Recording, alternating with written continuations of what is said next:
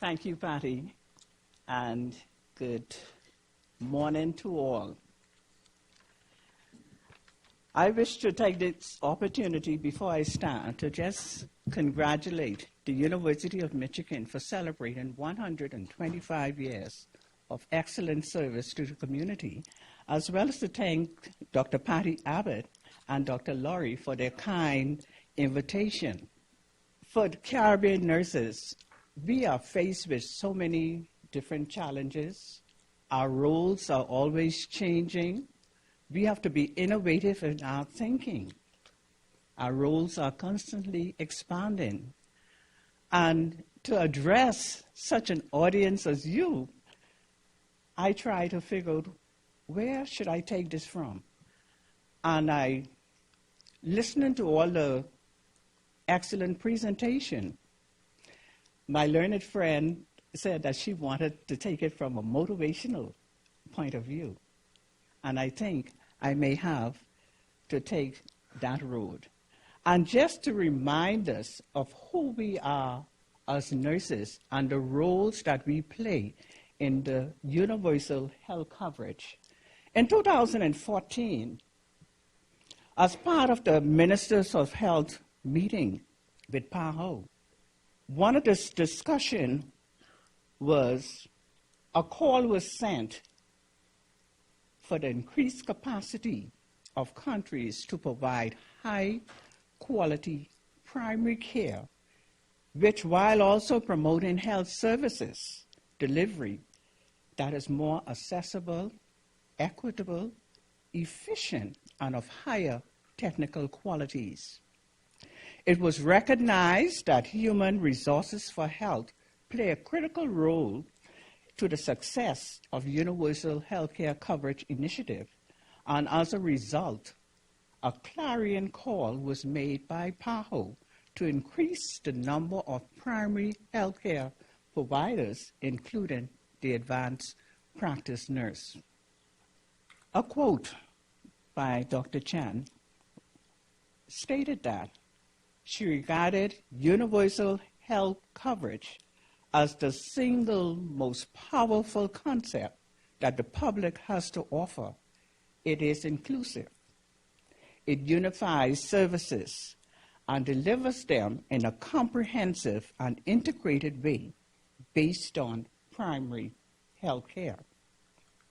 As we look at the different roles of nursing, one of the unique functions of the nurse is caring for individuals, sick or well, as well as to assess the responses of their health status, and to assist them in the performance of those activities contributing to health or recovery or to a dignified death that they would perform unaided if they had the necessary strength, will, or knowledge, and to do this in such a way as to help them gain full or partial independence as rapidly as possible.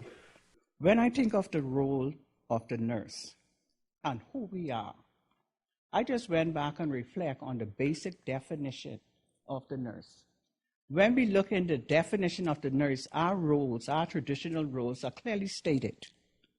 Nurses encompasses autonomous and collaborative care of individuals of all ages, families, groups, community, sick or well, in all settings. Nursing includes the promotion of health, prevention of illness, and the care of the ill, the disabled, dying people. Advocacy, promotion of a safe environment, research, participation in shaping health policy, and education play a key nursing roles.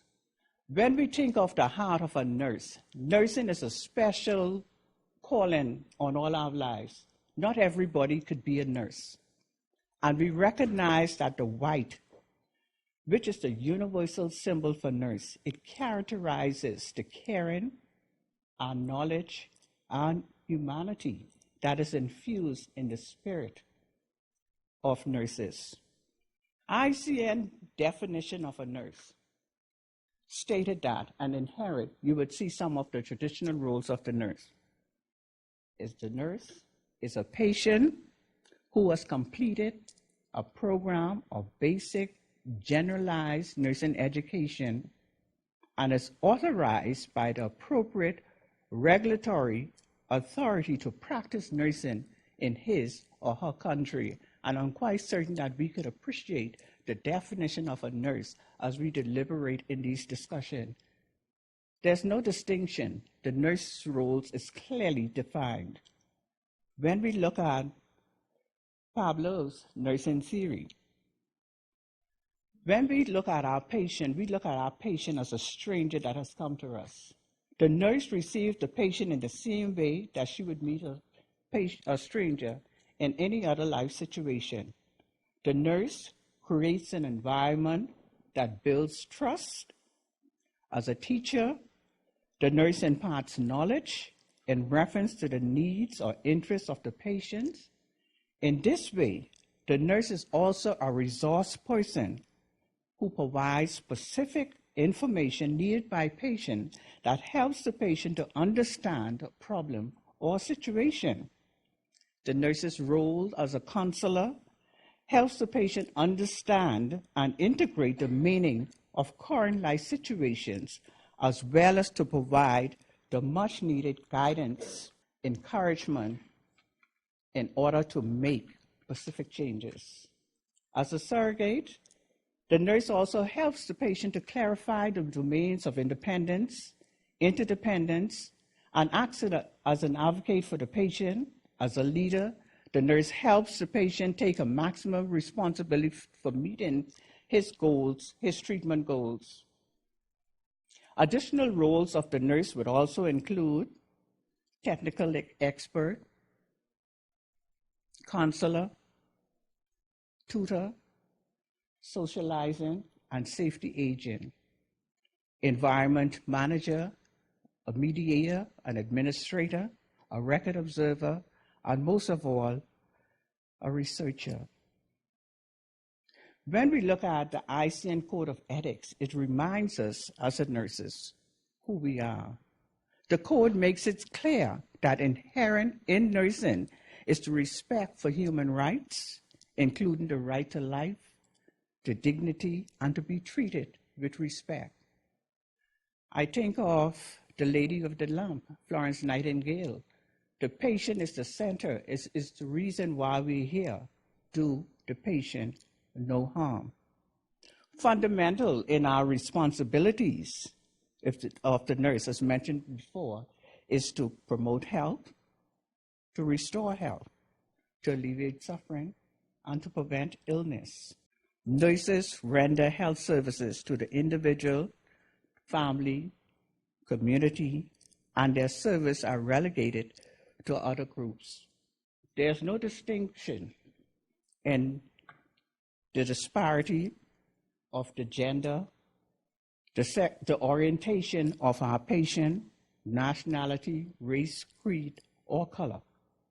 Emerging, when we look at the roles of the nurse, why I went to the definition is because I want to remind you that there are new cadres of persons who are coming out, taking some of the roles that were for just nurses. And we have to be careful in the cadres in the healthcare field. We want to ensure that our nursing roles are not watered down, I call it, not diluted. And when we look at the emerging new cadres of healthcare professionals who are assuming some nursing roles, they are supervised by nurses and midwives. And I say that because at our recent conference held in London just about 2-3 weeks ago, the discussion was made on the new cadre of nurses in terms of whether we're going to name these nurses nursing auxiliaries. Some of us might know them as nursing auxiliaries, healthcare technicians. How do we protect the roles? Some countries are really burdened with that. Some of the questions that we want to ask, and I pause to say, what is the reaction of nurses and midwives to these new initiatives? How do these roles impact on the image of nursing and the quality of care that is delivered to our clients. We discussed the single-trained nurse midwives, complications that may arise in the treatment of these patients, the increased mortality deaths. And you recognize that the role of the nurse is so significant. We are the pulse of the nation, the heartbeat, and we have to guide our profession with care. Even as we try to include other healthcare professionals, the word nurse is sacred. These are important questions.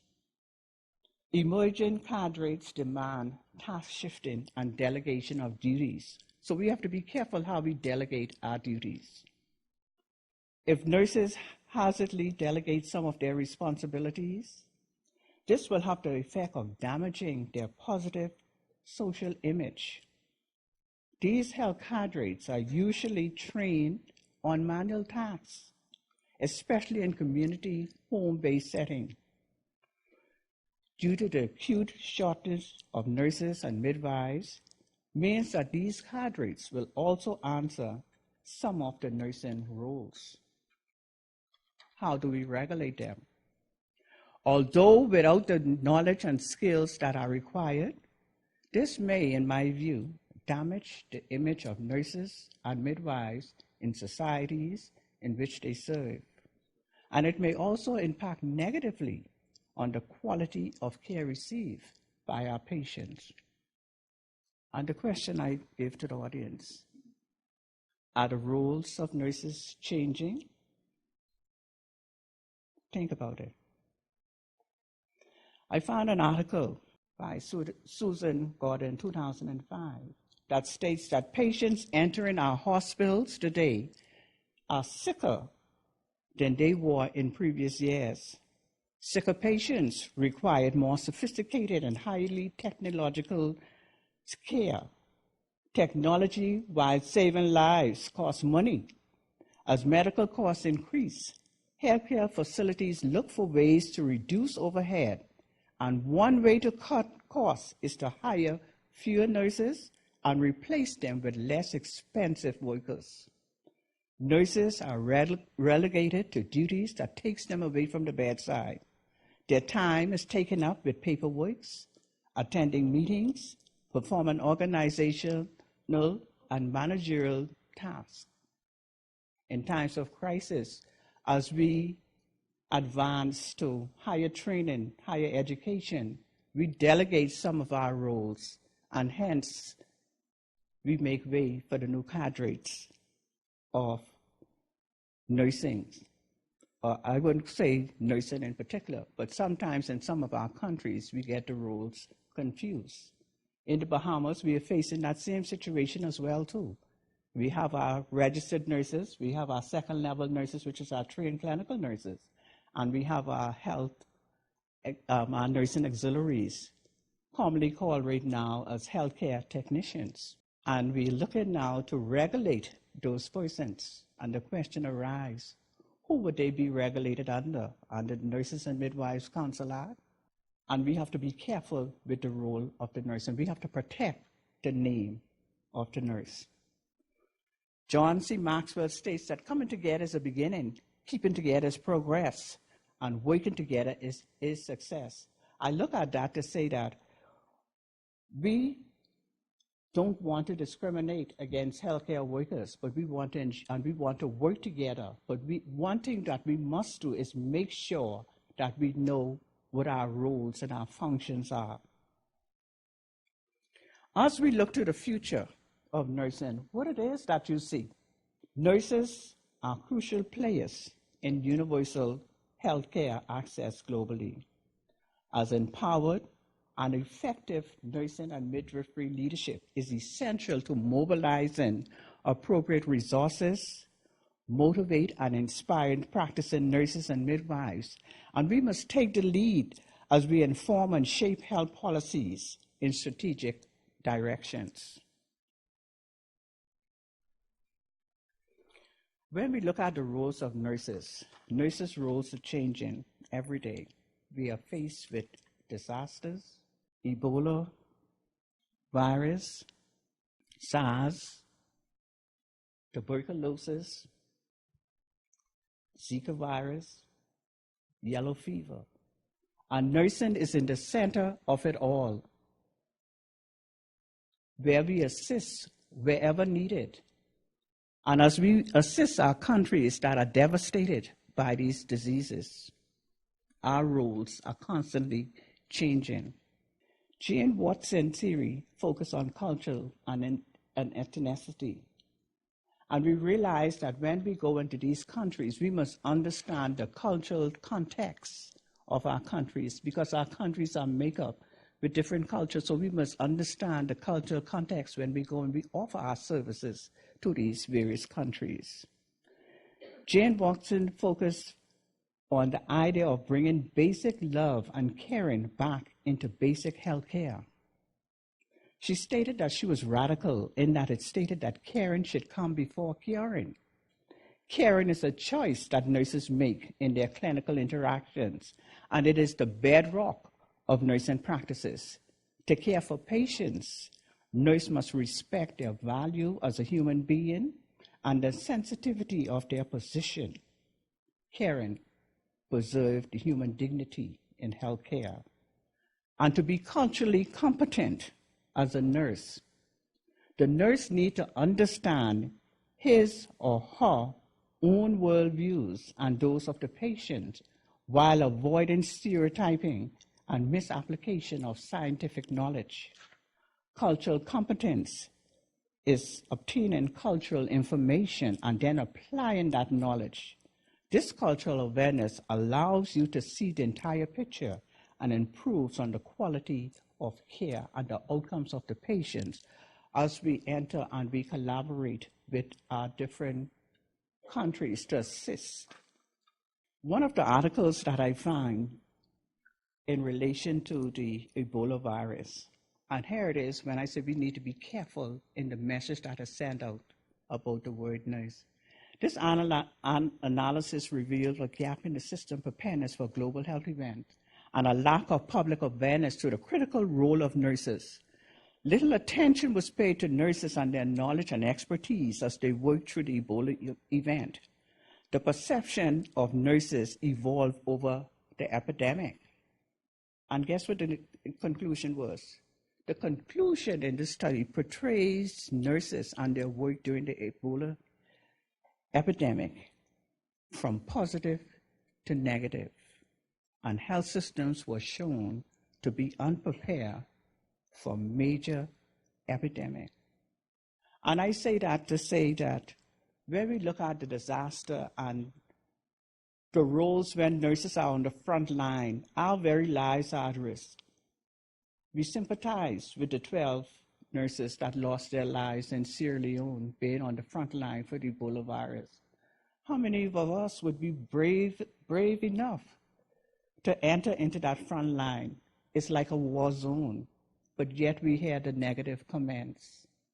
Nurses are poised to help bridge the gap between coverage and access, to coordinate complex care for a wide range of patients. Nurses have the ability to fulfill their potential as primary care providers to the full extent of their education and training, and also to enable the full economic value of their contribution across settings to be realized. IOM.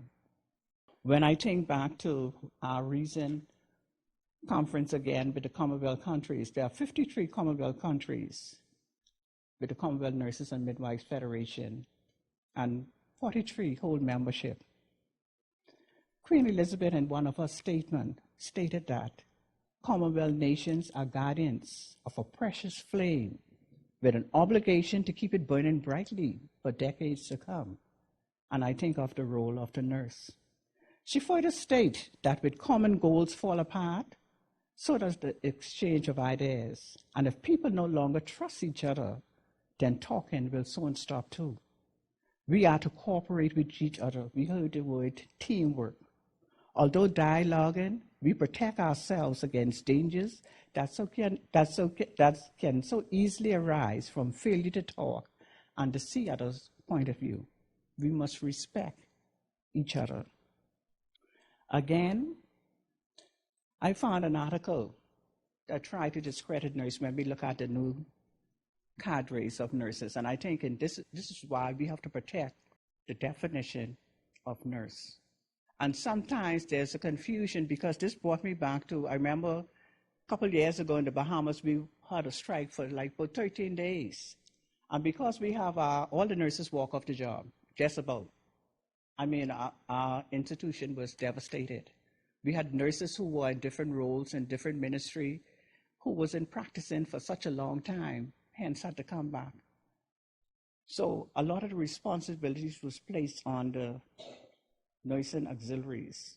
And hence, in the Bahamas now, we're trying to take the word nursing auxiliaries from that name and have them as healthcare technician. Because they went online and they went parading in the streets and say they are the nurse because they had to do everything that the nurse could do. And that's why we have to be careful when we say the word nurse. Because even in our advancement, we try to determine what are some of the criteria, what it is that I need to do, what I need to take because I'm a bachelor of education. We forget the basic at times. And Doreen Robinson, in a letter published in the Royal College of Nursing Publishing, stated that the new generation of nurses may be well educated, but do they want to nurse patients? She adds this, and I mean, look after them, clean, feed, or even communicate with them. And in response, I was so proud of this response by David Scott when he stated that the role of nurse is changing and developing.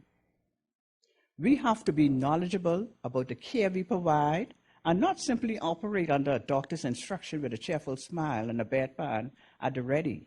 We must be patient-centered care, personal care, provide nutritional support and communication. And the nursing is always at the forefront of nursing principles in university. And they are also embedded in the Nursing and Midwifery Council Code of Conduct. That's our role. And I was proud of that response. And we must be effective in our public communication. All areas of nursing, clinical practice, education, research and policy depends on public understanding of how and why nursing is indispensable in the healthcare.